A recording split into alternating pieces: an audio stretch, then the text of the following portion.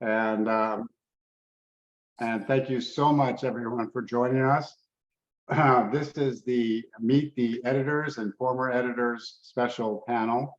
And we're excited to chat with all of you about our experience, which is considerable between us. I'm the newbie on the block, but I've been publishing for 30 plus years and marketing in other field journals. And so I will be happy to share some of my ideas as well. But here with us, we have Dr. David Griffith from Texas A&M.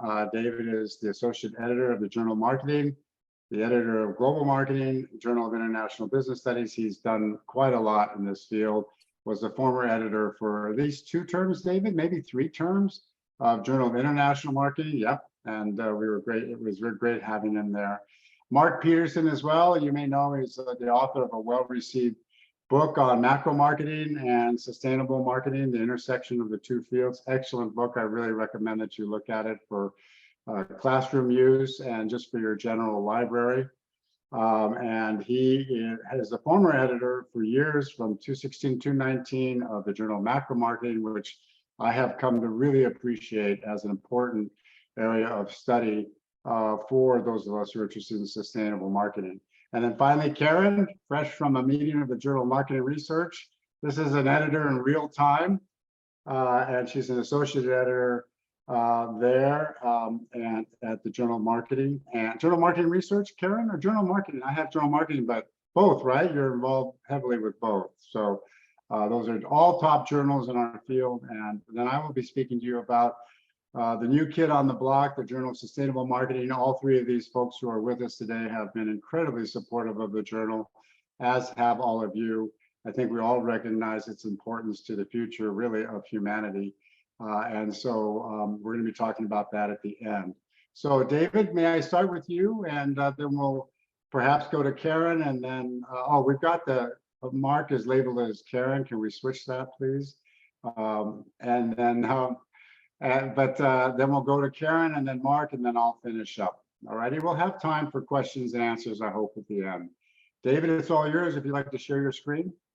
I would. Excellent. Let's make sure I'm sharing the right one. Yes, perfect. All right. Thank you.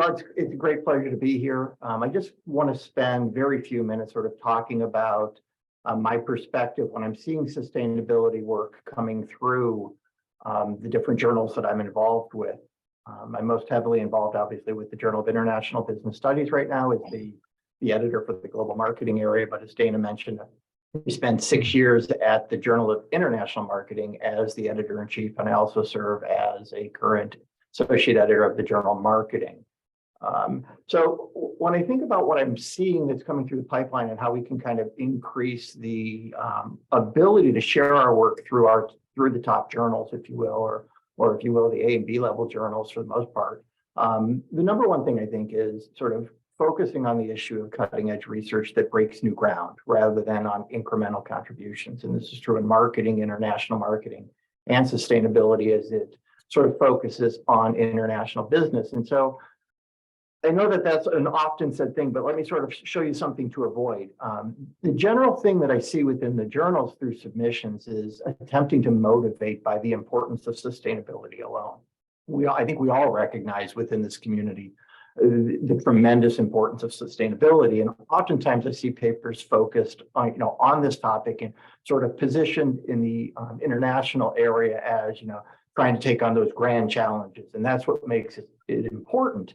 But it's not simply the importance of the issue alone that really presents the cutting edge research. And to that, I really would say the issue is in terms of extending theory and really thinking about how we are extending theory in the domain of sustainability. And what that really speaks to is sort of avoiding the temptation to apply existing theory in sustainability. So, this is an oldie but a goodie, if you will, this 1989 Academy of Management Review article by David Wetton that really speaks to how we can truly create theoretical contributions. And there's been a lot of papers over the last 20 years. Timo Mandler has put some together on his website that speak to this issue. But we really need to think about sort of what we're doing within the sustainability context that is extending theory. And to that, my last point on this slide really deals with this contextualization of sustainability. Sustainability is not unique. It is not new. But we have to think about it within the context of the literature that we're trying to contribute to. And so that, to me, this becomes this issue of trying to work towards avoiding a singular focus on sustainability, either tactics or actions. And when we look at the international side, it really becomes, sort of how do we contribute to the international sustainability literature? Because I think that this is a global issue that we're dealing with, and very much encouraged to see more quality work on sustainability. I think sometimes we view, the things I see coming through the pipeline oftentimes are very specific actions or tactics that an organization's taken or consumers are being engaged with without really contextualizing that within the larger literature. As I noted, this is not new, right? Sustainability work is not new. There was a wonderful paper published in the Journal of the Academy of Marketing Science by Chabowski et al. In 2011 that really looked at from 1958 to 2008 the structure of sustainability research. I think that we are still an emerging field, much like marketing itself is. But I think that when we're looking at this literature, we're using a lot of terms, and we need to be a little bit more theoretically rigorous as we develop that. And sort of Chabowski goes through the different, in essence, the knowledge structure of the discipline up to 2008, and we've seen a lot more research since 2008. When we think about sustainability work within the international marketing domain, my advice would be to follow some of the works that are already put out there. We've seen a lot of bibliometric analysis and a lot of historical marketing analysis, international marketing analysis that is sort of work to understand where the literature is. In this recent piece, we can see that there are 4 different clusters, if you will, of Journal of International Marketing articles that Naveen Danthu has put together with some colleagues. And then Sami et al. In 2021 really speaks to, in a JIBS editorial, really trying to advance international marketing work, the different domains that international marketing literature falls into.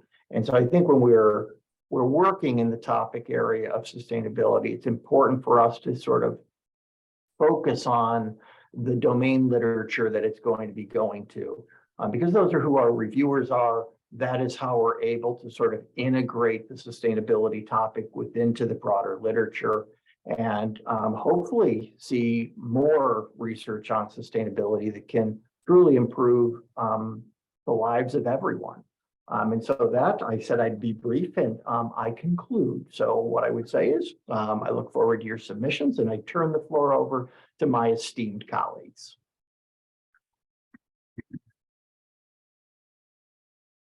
Okay, great. So Karen, thank you so much, David. We're going to save our conversations and questions for the end. I hope we'll have a dialogue between the 4 of us and then also the participants in the session. We have quite a few, actually. 105 people are with us. That's not bad. Karen, please go ahead. I'll mute. Okay. I am trying to just get my screen shared here and make sure that I'm showing the right one. So sorry. I should know how to do this after 3 years, right? We're all good at this. Take your time. Was that showing correctly for you? Yes, I think. Okay. So yes, thank you, everyone. Hopefully this is a helpful session, and I just really have a few kind of brief thoughts that I'll talk through and reiterate everything that David said as well. So I think when we're thinking about publishing our sustainability research, a lot of it is, when we're writing this, kind of, I think one of David's first points was we try to motivate just saying like sustainability is important, climate change is important, but really trying to make your research question like who it matters for, who is the audience, making that really clear, and make sure that you're having a relevant question, right? So this applies beyond sustainability research as well, but instead of saying sustainability is important, right, or this has been studied before in the domain of sustainability, those don't count as good reasons to publish a paper. So if your research is published, who will benefit from it? what behavior, what are the implications, what actions would change, whether that's for consumers, policy, companies, managers, but kind of who is it relevant for? And then another thing I really see needing, even when it's my own research as an author, reviewers and editors are asking me this, and I'm asking the same thing of submitting authors as a, editor and AE and reviewer. What makes, your research question, your findings, your effect specific to sustainability? And that kind of goes to David's point too about like the theory, right? So where are we contributing something novel theoretically? And so does the effect occur in a non-sustainability context? So are you really testing theory and your domain is sustainability, right? You're looking at some sort of, I think of things from a behavioral perspective, but you might be looking at it as a strategy or, modeling, whatever your method is. But will this effect occur in a different domain? And you're really just kind of replicating something in a sustainability domain? That might be important practically, but it's not going to reach the theoretical threshold, right? So I'm not saying it shouldn't be studied, but you have to think about where kind of the magnitude of the theoretical contribution you're making. Also in thinking what journals, would be appropriate to target, those that are looking for a stronger theoretical contribution, will not just want you to be showing a replication of an existing effect in a sustainability domain. But oftentimes, if you really think, what we're showing is different, it doesn't occur when it's in a non-sustainability context, right? This is a specific phenomenon. This theory, this framework applies specifically in the domain you're studying that's relevant to sustainability. Then you want to demonstrate that. That can enhance your contribution, right? So maybe if you think of it, get in my kind of experimental behavioral language, I'll think about like, is that a moderator, right? If I take it outside this context, does the effect hold? And if I can show that it doesn't hold, then I can enhance my kind of contribution and my framework by saying it's specific to this context for whatever reason, right? And explaining whatever that reason may be. Another thing, I think that conceptual work, frameworks, they're important by all means, but really when we're looking at trying to drive a lot of sustainability work, we want to see that this phenomenon, this effect, it holds up in the real world, right? And so again, I'm criticizing some of my own work that I do a lot of lab work, I do a lot of online experiments, but I also really try hard to pair those kind of cleaner contexts with high internal validity in the lab with some external data. That might be secondary data, and there's more and more secondary data becoming available and being used. It might be doing a field study or assessing up some other kind of behavior in a university context or in the field at a business. But wanting to see that this effect that you say holds, because there is a lot of kind of social desirability bias that happens. We want to say we're green consumers or we support, environmental, but we know that there's an attitude behavior gap, right, that exists. So we really want to see when you're trying to make that contribution that it holds, one, in the lab, of course, for that internal validity, but also that it holds up outside, right? That it has that kind of generalizability and strong support. And then another kind of comment that I just wanted to make, which again, this is not specific to sustainability. It does hold for publishing, I think, in all areas, but write well. Don't forget the details. As authors, we often view, and I have this on my next slide, but we often view kind of the reviewers as like our enemy. But think they're really your friend. They want to be your friend, I think. But you need to write a good story, right?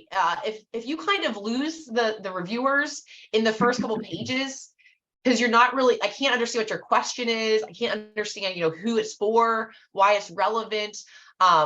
If you're kind of all over the place and you're not telling a coherent story, you're putting a lot more burden on the review team. And as much as they might want to be your friend and try to help you develop the research, it's a lot harder for them to see the story you're telling.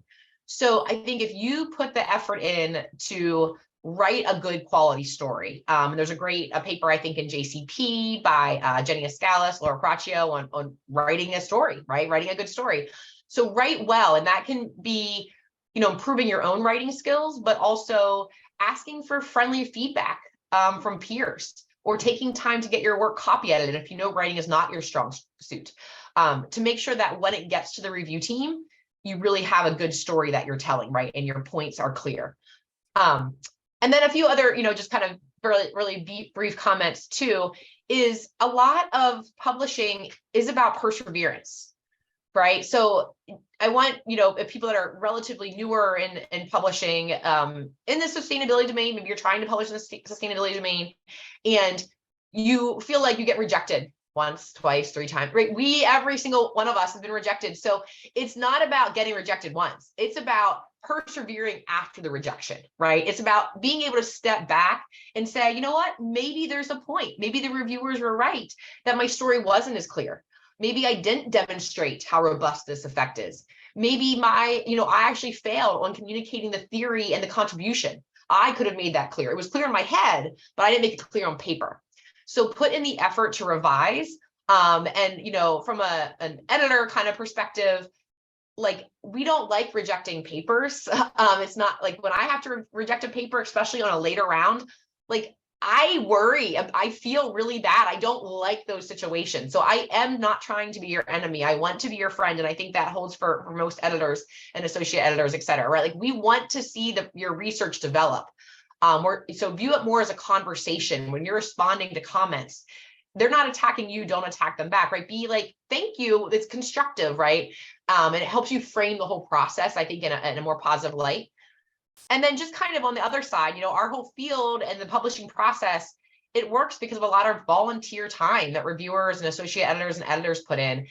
And so you too, at some point, if not already, will be asked to review. And I just encourage people to be kind as a reviewer. Not easy, right? You can still have criticisms and recognize limitations, but be constructive. Identify ways that might be helpful, a different perspective that would guide the authors on their next kind of submission. So just kind of how you want to read a review, make your review also helpful and constructive and kind, because it makes the field overall a better place. And so I think with that, I'll turn it over to Mark, I believe. Great job, Karen. Thank you so much. And as Mark is queuing up, I will just say that in all the decades of publishing in my own experience, I get reviews back and I'm like, but then when I read them carefully, I go, yeah, they're kind of right.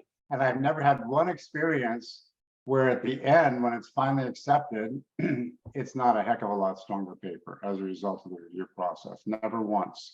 So kudos to what both you and David have contributed.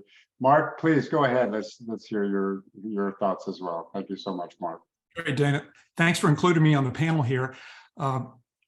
Some of my first remarks are coming from a Journal of Sustainable Marketing essay that's out now. It's published. It's called "Where Are We Now in Our Sustainability Journey?"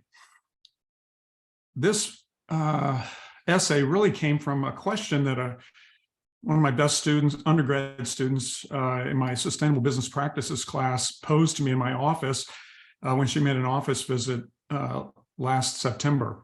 And her question was, she was excited about the course and learning about sustainable business practices.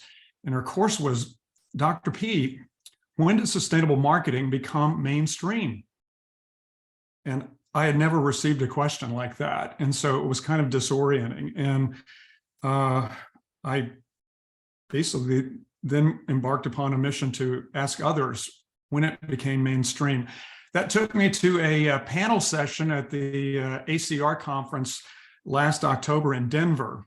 And Dana was there, Karen Winterich was there. And so I posed the question during the Q&A time, when did sustainable marketing become mainstream? Karen was the first to respond, and she thoughtfully said, it's not.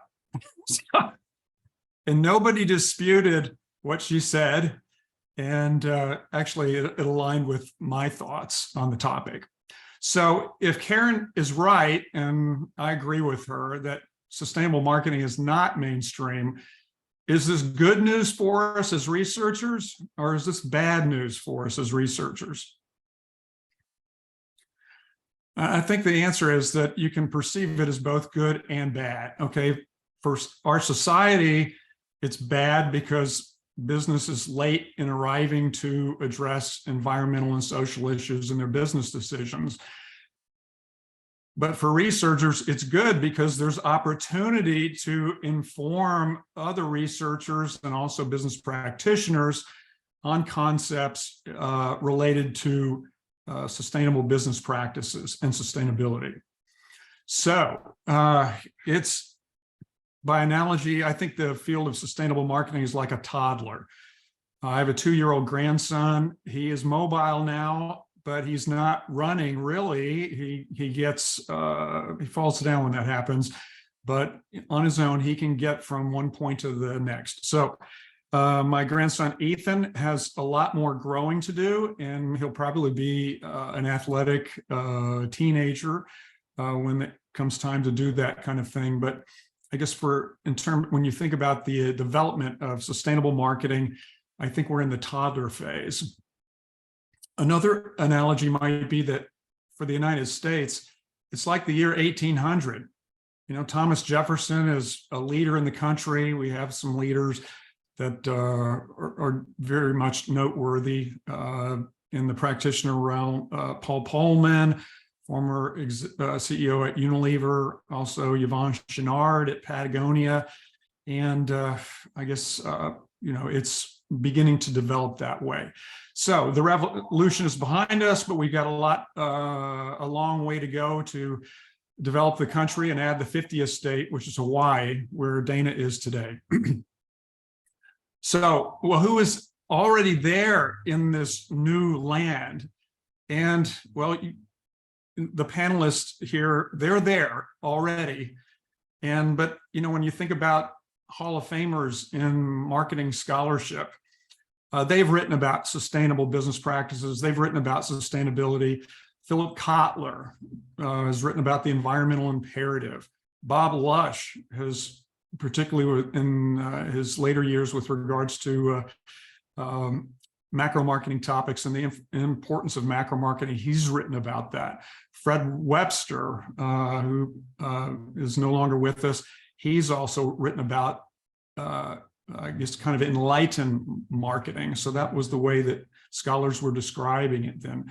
Rohit Deshpande was one of the early ones to talk about some of the green practices. Shelby Hunt, who died last year, he became focused on sustainable issues, and he usually was talking about them with regards to competition, which is an important dimension of sustainable business practices. That happens, competition in marketplaces. So Shelby was writing about that, and he also turned his focus on to sustainable business practices. We also have the Farrells, OC and Linda Farrell. They've been writing about sustainability from a ethics perspective. Also, Vicki Crittenden at Babson College, she's been writing about it. Thomas Holt at Michigan State has done an extensive study of 10 countries and received inputs from more than 10,000 businesses on their views about the profitability of sustainability and sustainable business practices. This was published in the journal Macro Marketing a few years ago, and that piece, you know, indicated that there was a lot more to develop there, that these businesses felt they could charge even higher prices for sustainable products and services. Bob Dahlstrom at Miami University, he's written a textbook that if you're teaching marketing management now, Bob's written this book, so it would be an easy transition for you to use his book, teach marketing management, and do it chapter by chapter using examples of firms pursuing sustainability. There's also my textbook, which is called Sustainable Marketing, a Holistic Approach. It's published by Sage. It really puts things in context and is written for skeptics of sustainability. And so it uses allows kind of a walk around to understand sustainable issues and how practitioners and students could understand those and then be effective in the marketplace. With regards to publishing in the realm of sustainable marketing, there's needs in all areas. So conceptual development, methods development, analytical development, it's all before us, and we really need to put our shoulders under the load to do that. So for you who are in the audience, it's very good news. There is a AMS, Academy of Marketing Science Review special issue that will be coming out. There's a deadline of 31 December of 23. It's on theories of sustainability. So this is trying to gather scholarship really about why to do sustainability or how it meshes to organizing a society. So kind of that bedrock conceptualization. Those are the kind of papers that are being sought there. There's also the Journal of Sustainable Marketing. Dana is the editor there, and arms are open. The call is there. Send your papers on sustainable marketing to the Journal of Sustainable Marketing. You will receive reviews from reviewers who are versed in sustainable marketing. And so this is a very good deal for scholars who are pursuing scholarship with regards to sustainable marketing. There's also the Journal of Macro Marketing, which focuses on the interplay between marketing and society. And you can cite that journal just in any paper you publish, because usually the reviewers ask you to explain or elaborate on the relevance of your research. So the Journal of Marketing would allow you in citations there on how your research is relevant to society and how business affects society, how society affects business. With regards to methodological development, the world is crying for metrics of sustainability. And businesses need to understand this, how to measure their effectiveness in sustainable marketing. Think of the circular economy, supply chain issues, timing, delivery, carbon footprints of that supply chain. All of that needs to be parsed and addressed in really solid research to give scholars and practitioners understanding for the phenomena related to the circular supply chain, circular economy. Think about the SERVQual stream of research. In the 1980s, that wasn't there. Valerie Zeidhamel, Lynn Berry, and the others, focused on that and developed that. And that became very well used in practice, but it was grounded on their methods that they did with regards to tacking back and forth between business practitioners and understanding the service context, and service marketing was just developing then as well. But they really sequestered themselves in a conference room at Texas A&M University, and over the period of a summer, they worked out the conceptual issues there and then took that into a very profound methodological contribution for marketing and also marketing practitioners. With regards to analytical development, modelers, we need you to weigh in now. Okay, there are interactions that occur between stakeholders. These are complex, and perhaps maybe some of the linear modeling techniques that we've been using are not powerful enough to capture these interactions. So this is the time for you to develop these methods and make these analytical contributions. And when you make these methods and analytical contributions, you are well cited. I think the Fornell and Larker paper that had to do with assessing structural equation modeling, that is the most cited paper in all marketing scholarship. So basically you can strike it rich in terms of citations if you make a breakthrough there in the methods and analytical realm. Someone told me a few years ago that there's 4 parts to a research project. And after I thought about it over time, I think, yeah, they're really right. So there's a writer in the research project.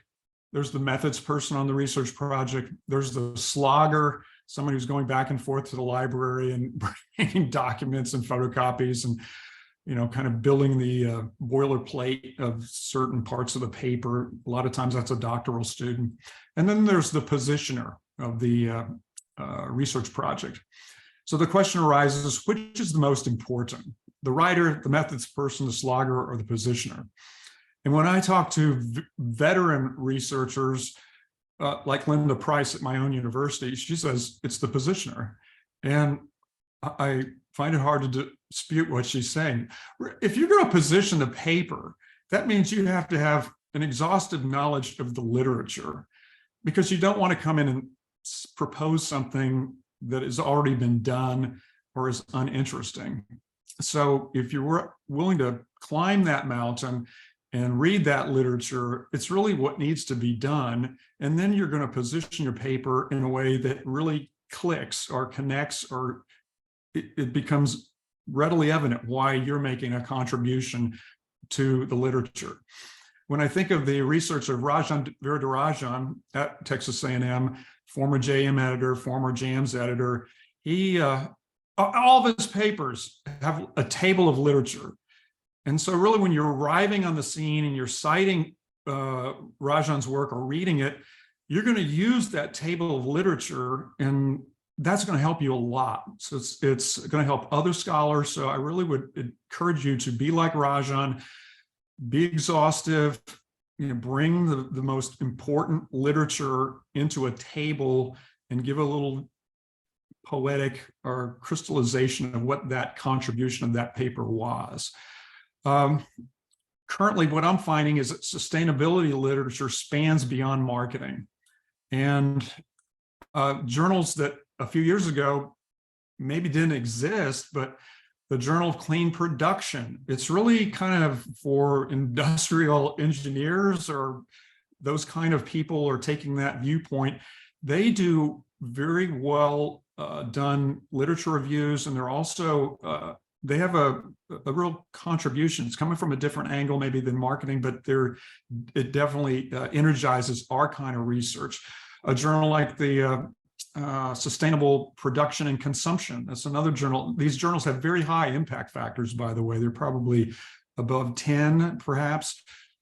Business Strategy and the Environment, another one. So I guess as you're seeking that breadth to understand the relevance of the sustainability phenomenon you're looking for, going there and then grounding your research or part of it in some of the findings of the theories there, and then using that as to build your foundation for your own research project can be very valuable. Thankfully, we now have our journal like the JM special issue on marketing for a better world. That's coming out now. And so we're seeing more scholarship in our own field that is focused on sustainability and sustainable business practices. So you can use that too. So I think in sum, yeah, we might be toddlers, but in terms of research, this is fantastic news for you. You're going to be able to work on sustainable marketing issues throughout your entire career. And so we just need people like you to join the effort and be committed to it. And these people on the panel are committed to developing sustainable marketing. And I guess ending on a fun note, I'm committed to it. Why would you say that? Well, I got married last Saturday and I'm on my honeymoon and I'm here. So it's that important to me. And my new wife, Lori, she says, this is important enough. And she's giving me the thumbs up to be here. Well, our thanks to Lori and our thanks to you, Mark, for some great comments. Thank you so much, as well as David and Karen.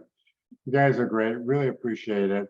And I think you're right. I think David and I go way back in international business, international marketing. And we remember the day when there was the big debate about, do we need separate IB departments? And shouldn't we just take international marketing and integrate it across all the different areas, consumer behavior, marketing, et cetera, et cetera.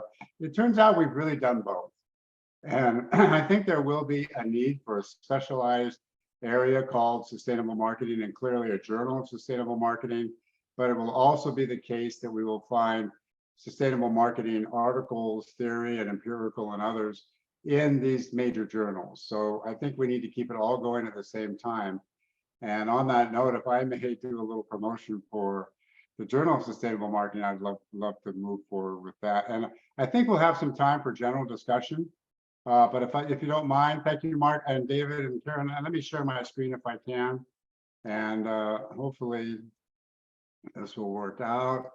There we go. And you should see, let me put that on big presentation. You should see that. Is there, David, can you give me a thumbs up if you see the screen? Okay, good. All righty. So this is obviously the opening slide. We are all familiar with that stuff. We're now in our second year of publication. And the good news is that the Shiloh College of Business is sponsoring the journal right now financially. And in terms of a lot of the staffing, not all of it by any means, but a lot of it. And we are looking for both conceptual and empirical manuscripts. special topics, commentaries, and case studies. So we're a little bit broader, I think, than some of the journals we've been talking about in terms of what we're looking for. We have a great editorial review board. The people who are on this session right here are also included on that review board, but a lot of other people from Europe and from the US, actually around the world.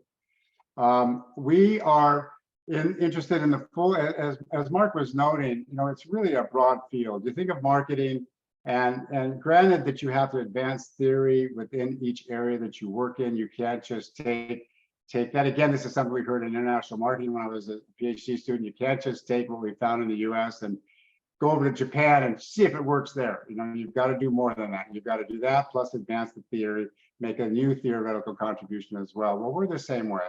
But if you take a look at the various topics, you'll see we really run the gamut in terms of the 4 Ps traditionally, and distribution strategies, segmentation models, consumer behavior, and then of course commentaries are a big part of our journal as well.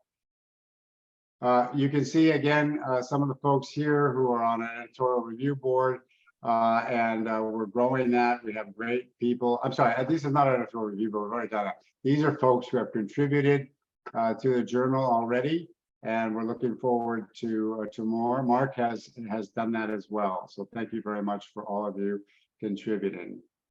Here are some titles, just examples. If you haven't seen the journal and the titles, you can see the kinds of things that we're looking at. You can see, I think that they're pretty wide ranging, from marketing communications to offset issues to different kinds of relationships between management, manufacturers, and customers, and even including food waste, which is a major problem around the world.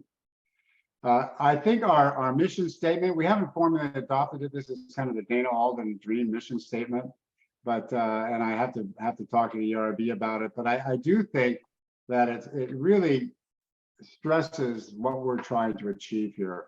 Our goal as the Journal of Sustainable Marketing is to become the leading source of impactful scholarly marketing research, theory, and application that helps mitigate the disastrous effect of global warming and other pollution while improving supply chain equity.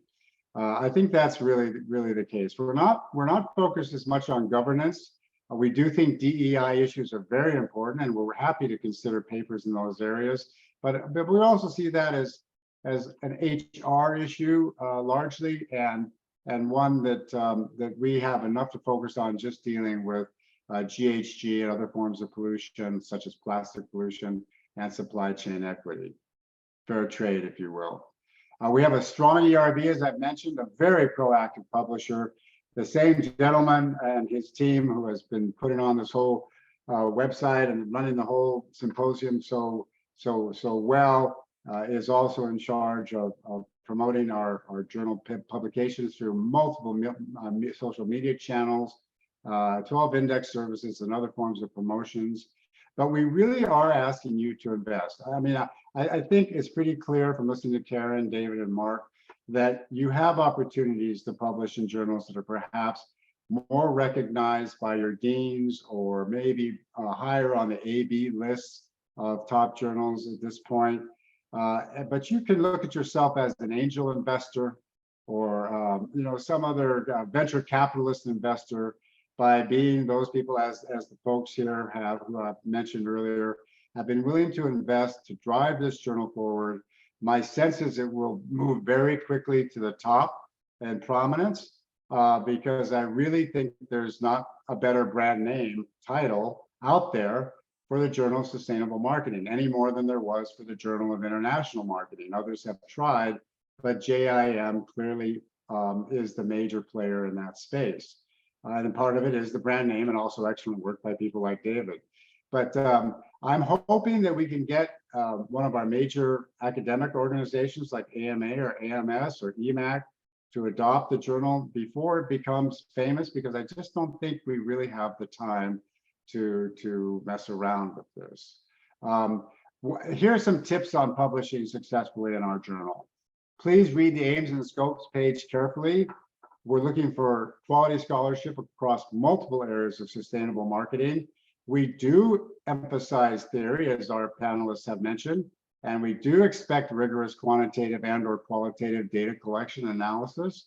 But we're also very interested as a journal that wants to have an impact on the real world in implications for advancing not just research, but also practice. So managerial implications, whether they're for profit seeking or NGO, nonprofit firms, are really, really important.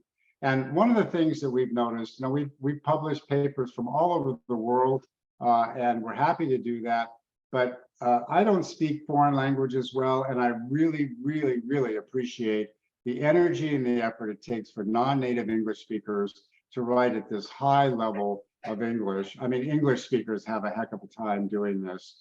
And for many of my papers, and I think the panelists will agree, we've used colleagues or asked colleagues, not used, asked colleagues or hired copy editors to read our manuscripts for typos and other writing errors before we submit them to a journal. It really makes a difference. If it's readable and understandable and there aren't tons of errors, it makes for a more favorable review. There's just no way around it, all things being equal. So please, please work with copy editors or colleagues and ask them to comment on typos and other writing errors prior to submission. In addition to empirical papers, we do welcome conceptual theoretical manuscripts that provide research directions for interested scholars. I think it's very important to have a thorough literature review, and as was mentioned earlier, highlighting the main studies that comprise your research review in some kind of a figure where you have the title, the publication, and a brief summary, really, really helpful to readers rather than wading through a lengthy review. And one thing you really need to avoid is something that we see a lot in beginning doctoral students, where one paragraph describes author one, paragraph two describes author two, and each paragraph describes a paper, as opposed to condensing and combining and synthesizing across a group and categorizing a group of related pieces of literature. So it's really important to do that. And please also include research questions or hypotheses that future researchers can use as guides to their own investigations. And I find that a conceptual model that lays it out in a graphic fashion, what kinds of theory-based relationships you're thinking about and how that can drive the field forward. Think about the Howard Sheff model and how that graphic picture has driven hundreds, if not thousands, of research papers going forward. We also welcome special issue proposals. And if you are willing to submit a special issue proposal with us, I can guarantee you that I, as the editor, and our whole editorial team will work closely with you as a guest editor to identify researchers, invite them to contribute, and we will follow with reviewer assignment assistance. We won't just say, okay, we expect to see your perfectly set up paper, all in line and ready to be published in October of 2024. That's not how we'll work. We'll work closely with you as partners throughout the entire process. If you go back and look at JSMs, you'll see several commentaries from folks out there and leading scholars. And I hope you'll read those. And if you're interested in a commentary, it's a bit of a different process. You and I will work closely on the commentary, and we will see if there's a way to do that. It doesn't necessarily go out for review, although I could send it out to folks to just get their input on it, but it's not a formal review process. Those are invited, and I would need to talk with you extensively about your commentary proposal. And then finally, a little bit different from JM, JMR, and some of those other journals, a little bit more like California Management Review, but not there either. I want us to think of JSM as somewhere in between the two, more towards the JM side, but nonetheless, I think we are interested in case studies that involve real world companies and nonprofits that have developed and implemented one or more sustainable marketing strategies. For example, circular supply chain design implementation, fair trade management of upstream, downstream channels, or marketing communications that build brand equity while increasing sustainable product choice. So case studies should provide insights to researchers, practitioners, and I think importantly, students. I will tell you that I started teaching sustainable marketing to my students in 2019. We started out with relatively smaller classes. It's sold out now, oversubscribed every time we offered. The Gen Z folks and millennials in our classes really are interested in this topic. So I do want our case studies in JSM to also be useful to them. That's about all I have. I look forward to your submission. And if you need to reach me, there is my email. It's everywhere, unfortunately or fortunately. That's also my cell phone number. Please feel free to call me directly. And I would be happy to chat with you at any time. All of our slideshows, I hope we'll make them, I think we'll make them available. Panelists, can we make all of our slide presentations to the extent that we have them? Can we make them available to participants? We'll make sure that they're on our JSM website. So let me go ahead and stop sharing and bring us all back. Let's see, we still have 9 minutes. And we've had some questions and comments in the chat box. And some of us, it looks like you guys have already gotten back to people.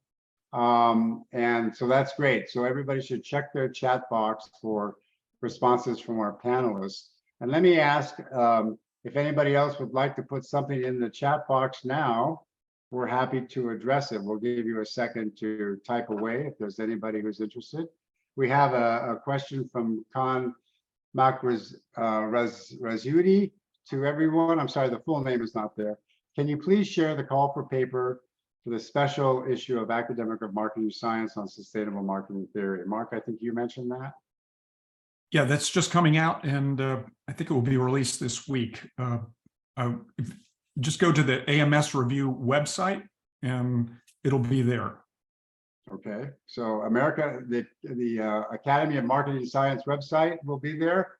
Academy of Marketing Science Review. AMS Review. Okay, all right. Oh, that's Steve Bargos, Right, right. the one that he is editing. So Yeah. that is a very theoretical journal. It will not be interested in empirical papers, but as Mark was mentioning, and David and Karen also, the importance of developing theory in this area is really, I mean, the presentations in our sessions today have shown how important theory is. So we have a question from Mo. What existing taxonomy, if any, is most integrative, inclusive of sustainable CSR and consumer behavior? Do we have one that you folks would like to share? Can anybody think of a integrative tax? Well, your macro marketing is pretty good. That's one. It integrates a lot of that. I can't think of a given paper that is that far-reaching though at this point. Anybody have any? I don't think this is, entirely far-reaching. For, again, my expertise more on the behavioral side of things. I think of Kate White and colleagues' SHIFT paper, the SHIFT framework, which was published in the Journal of Marketing. So not all inclusive across all areas by any means. But if you're looking, it has, I think Dana and Mark were talking about the importance of the literature reviews and tables, how helpful they can be. So Kate White's paper in the Journal of Marketing, the SHIFT framework, has extensive literature review of papers prior to, I think, 2019 when that was published, and a number of propositions for future research. So limited more to that kind of behavioral change approach. But if you're interested in that area, I think that's a great paper to look at for the literature review and the propositions. I'm sure there are many others, but that's one that comes to mind. Absolutely. And I should point out that Kate White will be on our expert panel tomorrow. So I hope all of you will be able to join it. And we're also going to have a breakout room by topic area for all of you to meet each other. They will be moderated. Those who are interested in given areas of sustainable marketing research can go to that room. There'll be 7 of them, and connect with other scholars in your interest area. So I hope you'll join us. I just was informed that we have a lot of other questions up here. We won't be able to get to all of them, but what we will do is be saving the chat, and we will see if we can answer the questions to those who ask over time. But let me start off. Alif had a question. What are the chances of qualitative studies in the sustainability area to be published in top journals like yours? So David and Karen, since you guys are current editors, yeah, go ahead. The Journal of International Business Studies and the Journal of Marketing are very open to qualitative work. What it has to be, though, is it has to follow the rigorous qualitative work that we're familiar with at top journals. So there are set standards for qualitative methodology. And I know that at the Journal of International Business Studies, we actually have a special review committee on methodologies where one of the experts is qualitative. And so we try to encourage qualitative work in the journal. Okay, great. Can I make a comment? Yeah, quick, Mark, I want to get to another one. Go ahead. Okay, yeah. For qualitative researchers, just understand that if you're kind of coming from anthropology, that in marketing, we're looking for more general phenomena. And so you need to unpack maybe what your findings are on your phenomena and make it relevant to the audience of marketing scholars. And also case studies, just because you selected a case, you need to argue for it. So you should be investigating a phenomenon, and somehow, or you're going to argue for your case represents this phenomena or gives us a chance to understand this bigger phenomena better than any other case that we could think of. So just because it's convenient for you to do a case study doesn't mean that it's scholarship that others would want to read. Excellent. Karen, can I ask you this? Because I think as a consumer behavior scientist, you've experienced this in journals like JCR. Sometimes up to 5 impressive studies in one paper. Is it compulsory to have more than one study within a paper to get it published in the Journal of Marketing or JCR or any other top journal? Yeah, great question. I don't want to say that it's required by any means. There is no requirement, but as you'll see reading any of the top journals, there does tend to be multiple studies. And that's not because we want to make things cumbersome and challenging and burdensome. There are some, if you're looking at a secondary data set that might have a lot of additional kind of insights and different things you can explore, maybe even multiple outcomes and different kind of moderators and boundaries within that one data set. That might be a case when you might see just one study in instance. It's not really a study in terms of an experimental study, but one data set in one paper. But even oftentimes we see more than one secondary data set in a paper. And the reason for that is really to demonstrate kind of that robustness. It's hard for anyone, particularly for experimental research, any one experiment to do it all, right? There's usually questions that remain. And that doesn't mean that any one paper can do it all either, right? But multiple studies help to rule out limitations of any one study or data set. And that's why we see multiple studies often in those top journals to increase the contribution by examining more about the process, the moderation, the conditions when an effect occurs, and also to demonstrate how robust and generalizable it is. So it does tend to be a expectation, but it is no way a guaranteed requirement. Great. And David, I'm going to ask you to address this. We have a comment that says it would be great to know if you could throw some lights on much needed cross-country cultural studies or cross-national, I think as well, which would be more the macro marketing level, I would assume. But David, I'm going to again point out that David has an excellent commentary in the Journal of Sustainable Marketing, December 2021. I urge you to read that. I think you will find excellent direction there on that. But then let me ask this one, David. I'll ask you to comment too. But the second part of that was: is there any group or society we can join to be in continual touch with researchers? And I can tell you that AIB has a very active. They're amazingly organized sustainability special interest group. AMA, American Marketing Association, has a very active special interest group in sustainability, and I believe EMAC does, although I'm not positive about that. Elif, can you put something in the chat as to whether or not that's true? David, was there something you'd like to add to that about cross-country, cross-natural studies? I think the only thing I would add is that sort of the field has moved on from 2-country studies, a cross-cultural comparison, which was really, Susan Douglas's work in 1973, French versus US, to many more countries, as Mark was alluding to some recent research that looked at 10 countries. And so really connecting through different academic organizations, whether it be the AIB Sustainability Group or AMA or EMAC Sustainability Group, will put you in touch with similar researchers that you can then collaborate with to have these broader studies that allow for more generalizability of the phenomena, which is what Karen was talking about. Yeah, excellent. Well, listen, we're out of time. It's 6 o'clock my time, a.m., and it's a more decent time where all of you are. But it's been great, and I really enjoy this. It's probably one of the most fun things I've done in my career.